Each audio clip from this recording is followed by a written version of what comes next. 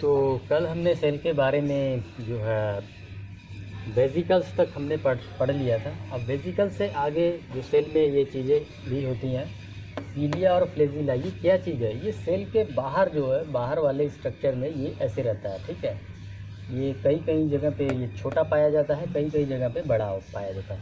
तो जो बड़ा वाला है उसको फ्लेजिला बोला जाता है और जो छोटा वाला होता है उसको सीलिया बोला जाता है। इसके कार्य क्या क्या है? देखिए, एक तो ये हेयर लाइक स्ट्रक्चर होता है, ठीक है, जैसे बाल होते हैं ना, बाल के तिनके, उसी की तरह ये होता है। ये गति प्रदान करने में मदद करता है, मूवमेंट, ठीक है। सेल एक जगह से दूसरी जगह मूव कर सके उसमें ये मदद करता है। जैसे कि स्पर्म हो गया, ठीक है, उसमें लगा होता है और वो काफ़ी जो है तेज़ी से मूवमेंट करता है।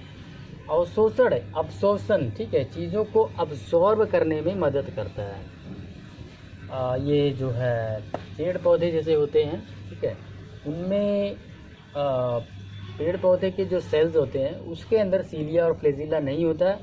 ये केवल और केवल जो जीव जंतु है, ठीक है, जैसे इंसान, जानवर, इनके सेल्स में ही ये पाया जाता है। प्लांट के सेल और एनिमल सेल, यानी कि जिसमें हम भी आते हैं, उनमें कुछ चीज़ें डिफरेंस होती है। तो आइए समझते हैं उसमें क्या डिफरेंस होता है। देखिए, प्लांट का जो सेल होगा वो बड़ा होगा और एनिमल का सेल जो है वो छोटा होता है। इसमें जो वैक्यूल्स है, वैक्यूल जो कि पानी ऑब्जॉर्व करने का काम करता है, वो बड़े होते हैं जो प्लांट होते हैं, और इनमें छोटा होता है। इसके सेल में सीलिया और फ्लेजिला नहीं होता है, लेकिन जंतु के, एनिमल के सेल में सीलिया एंड फ्लेजिला होता है। इसमें लाइसोसोम नहीं होता है, इसमें लाइसोसोम होता है।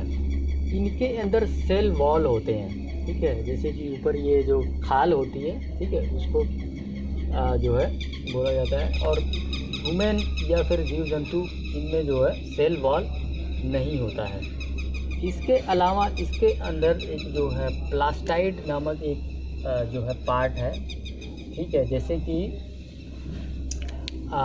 हम इंसानों और एनिमल के में सेल में जो सबसे बड़ा बॉडी पार्ट है वो न्यूक्लियस है, लेकिन इनके अंदर जो सबसे बड़ा बॉडी पार्ट है एक प्लास्टाइड होता है, वो सबसे बड़ा है, ठीक है। उसके अंदर क्लोरोप्लास्ट और ल्यूकोप्लास्ट और जो है क्रोमोप्लास्ट आता है। इसके जो कार्य है वो मैं आगे आपको बताता हूँ। तो ये डिफरेंस कॉमन जो है, जो हमारे सेल में भी है और प्लांट के भी सेल में है, वो ये है कि सेल मेम्ब्रेन जो है वो दोनों में होता है। झिल्ली जो होती है जिसमें ये सेल रखा जाता है, इन दोनों में होता है। माइटोकॉन्ड्रिया जो कि ऑक्सीजन अवशोषित करता है, ऑक्सीजन लेता है और उससे जो है भोजन तैयार करता है, ये दोनों में होता है। गोल्जी बॉडी, ठीक है, परिवहन का कार्य दोनों में होता है। एंड इंडोप्लाज्मिक रेटिकुलम दोनों में होता है। राइबोसोम दोनों में होता है। सेंट्रोसोम भी दोनों में होता है। और न्यूक्लियस भी प्लांट और एनिमल दोनों के सेल में पाया जाता है। प्लांट में ये, प्लांट सेल में ये प्लास्टाइड जो है ये पार्ट पाया जाता है, लेकिन ह्यूमन या फिर एनिमल सेल में नहीं पाया जाता है। और जो है जैसे ह्यूमन सेल में न्यूक्लियस सबसे बड़ा पार्ट है, वैसे ही प्लांट सेल में प्लास्टाइड यानी लवक जो है सबसे बड़ा पार्ट होता है सेल के अंदर। इसके अंदर तीन चीज़ें होती है। एक होता है क्लोरोप्लास्ट, इसको हरित लवक बोलते हैं। ये फोटोसिंथेसिस द्वारा भोजन का निर्माण करता है, इसमें क्लोरोफिल पाया जाता है। और ल्यूकोप्लास्ट ये ऊर्जा का भंडारण करता है। बेसिकली ये पेड़ पौधे उसके जड़ों में जो है ऊर्जा का भंडारण कर लेता है। और जब पतझड़ आ जाता है, जैसे कि आप देख सकते हैं यहाँ पे ये पत्ते झड़ गए हैं, तो अभी जो ये ऊर्जा जहाँ से प्राप्त कर रहे हैं ये नीचे से ही ले रहे हैं, जो कि भंडारण करके रखा हुआ। तो भंडारण का काम ल्यूकोप्लास्ट। इसके बाद तीसरा जो है क्रोमोप्लास्ट, ये रंग प्रदान करता है। जैसे आपने देखा होगा गाजर जो है वो कैरोटीन की वजह से लाल होता है, और चुकंदर जो है उसमें जो रंग आता है वो विटामिन की वजह से आता है। टमाटर में जो रंग आता है लाइकोपेन की वजह से, और जो पीला कलर आता है किसी में वो ज़ैंथोफिल की वजह से आता है। तो रंग प्रदान करना क्रोमोप्लास्ट का काम है। तो ये एनिमल सेल में नहीं पाया जाएगा और प्लांट सेल में ही पाया जाएगा। तो ये रहा सेल, और सेल के अंदर ये रहा न्यूक्लियस। न्यूक्लियस के भी अंदर एक चीज़ होता है, उसको कहते हैं क्रोमोसोम। और क्रोमोसोम के भी अंदर अगर उसे खींच के देखें तो उसमें से निकलेगा डीएनए, आरएनए और जीन। सो क्रोमोसोम बेसिकली हमारी बॉडी में वो इन्फॉर्मेशन छुपा होता है कि हमारी बॉडी में 2 हाथ, 2 ये जो है 2 आँख, ठीक है, 2 किडनी, हार्ट, ये सारी चीज़ें होनी चाहिए, 2 पैर होने चाहिए, ठीक है, पूंछ नहीं निकलनी चाहिए। ये सारा का सारा इन्फॉर्मेशन जो है क्रोमोसोम के डीएनए, आरएनए और जीन में छुपा रहता है। तो ये हमारे शरीर को बनाने में बहुत जो है महत्वपूर्ण भूमिका निभाता है क्रोमोसोम। ये जोड़ों में होता है। आपने देखा होगा कि हमारे सारे बॉडी के पार्ट्स जो है जोड़ों में है, ठीक है, 2 नाक, 2 हाथ, 2 पैर, इस तरह से है ना, 2 किडनी। तो इस तरह से ये भी जो है जोड़ों में पाया जाता है, ठीक है। 23 इसके जोड़े होते हैं। तो दोनों जोड़ों को मिला के ये देखिए, ये 2 है बेसिकली, ये एक नहीं है, ये जोड़े में है, ठीक है, ये 2 है, ठीक है। तो यानी कि एक न्यूक्लियस जो है, एक सेल के अंदर, एक न्यूक्लियस के अंदर 46 जो है क्रोमोसोम होते हैं, ठीक है। और जोड़े में कहें तो 23 जोड़े होते हैं। तो इसमें मेल में क्या होता है, थोड़ा सा यहाँ डिफरेंस हो जाता है। मेल फीमेल क्यों हो जाते हैं, उसका वजह है, मेल में 44 + 2, फीमेल में भी 44 + 2, लेकिन यहाँ पे ये जो +2 है ना, इसमें जो है ये जो आखिरी का है ये XY होता है, और फीमेल में जो है ये XX ही होता है। इसी वजह से जो है केवल और केवल रिप्रोडक्टिव ऑर्गन्स में चेंजेस आ जाते हैं, उसकी वजह से मेल और फीमेल जो है हो जाते हैं। तो सेल की बात करें तो ये सेल जो है ये सबसे छोटा बॉडी पार्ट नहीं है, बेसिकली ये सबसे छोटा इकाई है। बॉडी पार्ट तो इसके अंदर बहुत सारी चीज़ें पड़ी हैं, ठीक है। सेल के अंदर ही खुद जो है माइटोकॉन्ड्रिया, गोल्गी बॉडी, ठीक है, न्यूक्लियस, ये सारी चीज़ें हैं। तो सबसे छोटा नहीं है, बेसिकली सबसे छोटी इकाई है। इकाई का क्या मतलब हुआ, इकाई उसे बोलते हैं जो अपने सारे काम खुद कर ले, और सेल जो है अपने सारे काम खुद कर लेता है। तो बॉडी का सेल जो है वो सबसे छोटी इकाई है, सबसे छोटा बॉडी पार्ट नहीं है।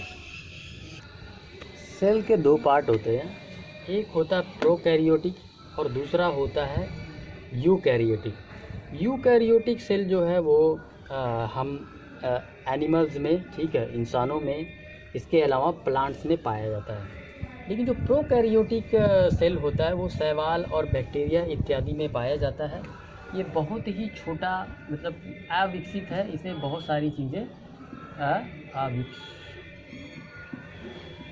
इसमें बहुत सारी चीज़ें नहीं होती, इसमें बहुत सारी एडवांस चीज़ें होती हैं। जो हमारे सेल्स हैं उनमें बहुत सारी चीज़ें होती हैं, इसके अंदर थोड़ी बहुत चीज़ें होती हैं। तो यही चीज़ें जो हैं डिफ्रेंशिएट करती है, वो मैं आगे आपको बताता हूँ। तो सेल के प्रकार 2, प्रोकैरियोटिक, यूकैरियोटिक। प्रोकैरियोटिक कौन है, बैक्टीरिया और शैवाल। यूकैरियोटिक यानी कि हम और पेड़ पौधे। इनमें और इनमें डिफरेंस मैं आपको बता चुका हूँ, ठीक है। अब हम डिफ्रेंशिएट करेंगे प्रोकैरियोटिक और यूकैरियोटिक के बीच में।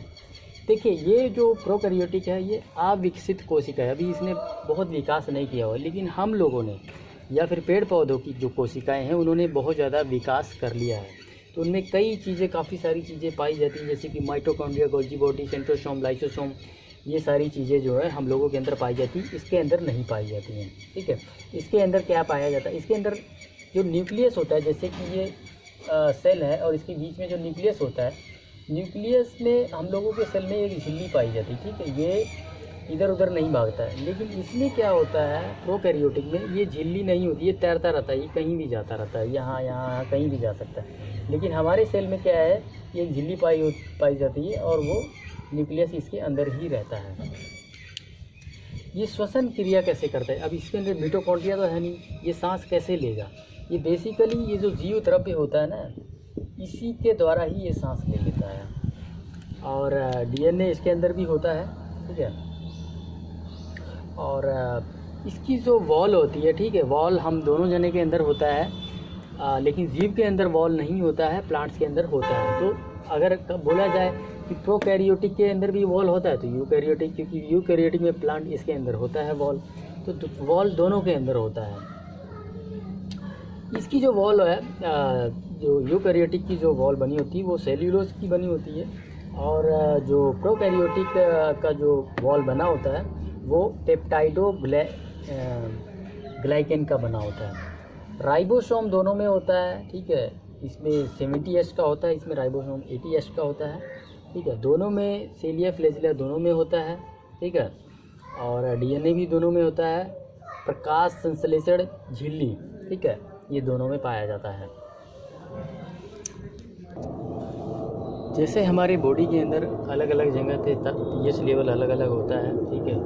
सबसे कम पीएच लेवल जैसे कि हमारे स्टमक में है, ठीक है, इसका ये बहुत ज़्यादा एसिडिक होता है comparatively to other body parts. उसी तरह से ये सेल का जो पीएच लेवल है, जैसे कि मिटोकॉन्ड्रिया, इसका पीएच लेवल तकरीबन 7.5 से 8 के बीच में होता है। गोल्जी बॉडी का 6 से 6.5, ठीक है। वैक्यूल्स का जो है 5.6, और इंडोप्लाज्मिक रेटिकुलम का तकरीबन 7 और 7.5 के बीच में रहता है। न्यूक्लियस का 7.2, और लाइसोसोम आप सबको पता है कि इसमें एक जो है एंजाइम होता है, ठीक है। इस एंजाइम के ज़रिए जो है ये पूरे सेल को नष्ट कर सकता है।